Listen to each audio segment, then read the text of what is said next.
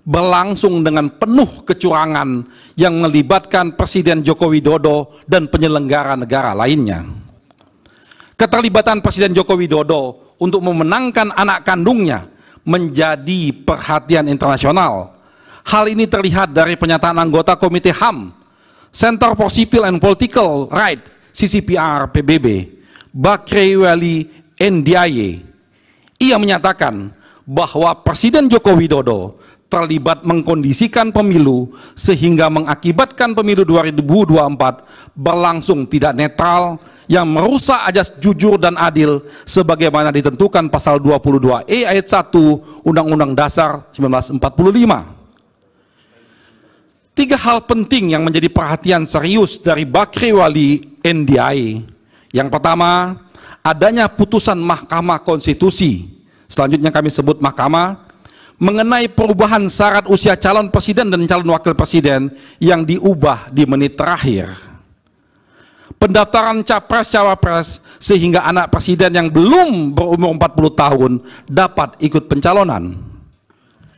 Kedua, Bakri juga mempertanyakan apa langkah yang diterapkan untuk memastikan semua pejabat-pejabat negara, termasuk presiden, tidak bisa memberi pengaruh berlebihan terhadap pemilu.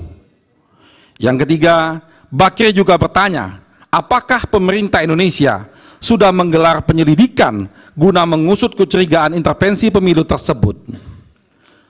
Pernyataan Bakri di atas sejalan dengan pendapat Sharabeach yang menyatakan pemilu di beberapa negara dibayangi malpraktek atau manipulasi untuk kepentingan perseorangan ataupun partai politik dengan mengakibatkan kepentingan umum.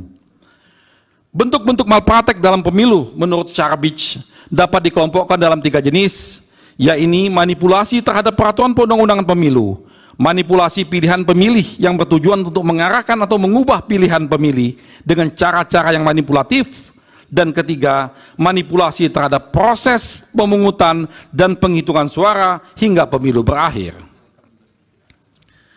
Ketiga jenis malpraktek tersebut secara sempurna justru terjadi dalam penyelenggaraan Pilpres 2024. Malpraktek Pilpres 2024 berawal dari ambisi Presiden Joko Widodo untuk melanggengkan kekuasaannya. Ada tiga tahapan yang dijalankan oleh Presiden Joko Widodo untuk memuluskan kepentingannya. Tahap pertama melalui wacana jabatan presiden selama 3 periode dengan berbagai instrumen. Lalu tahap pertama gagal karena ditentang oleh banyak pihak. Selanjutnya Joko Widodo melancarkan tahap kedua berupa wacana perpanjangan masa jabatan. Tahapan kedua ini pun gagal, yang selanjutnya melancarkan tahapan dengan menunjuk calon pengganti sebagai tahap ketiga. Tahap ini sudah dan sedang dijalankan. Malpraktek Pilpres 2024 untuk melancarkan tahap ketiga terjadi sejak awal tahapan penyelenggaraan pemilu, dimulai dari ketidaknetralnya Presiden Joko Widodo saat menunjuk Ketua Panitia Seleksi Komisioner dan Badan Pengawas Pemilu Republik Indonesia atau Bawaslu, seorang anggota staf kantor staf Presiden dan loyalis Presiden Joko Widodo. Akibatnya, proses yang tidak netral sedari awal itu telah menyebabkan pelanggaran azas dan prinsip penyelenggaraan pemilu sebagaimana disebut dalam konstitusi dan undang-undang pemilu, yaitu antara lain jujur, adil, mandiri, akuntabel, efektif, dan efisien.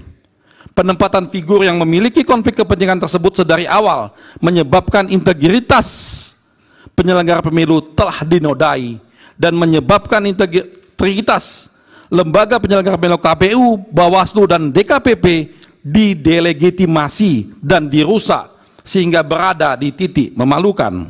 Download Tribun X sekarang, menghadirkan lokal menjadi Indonesia.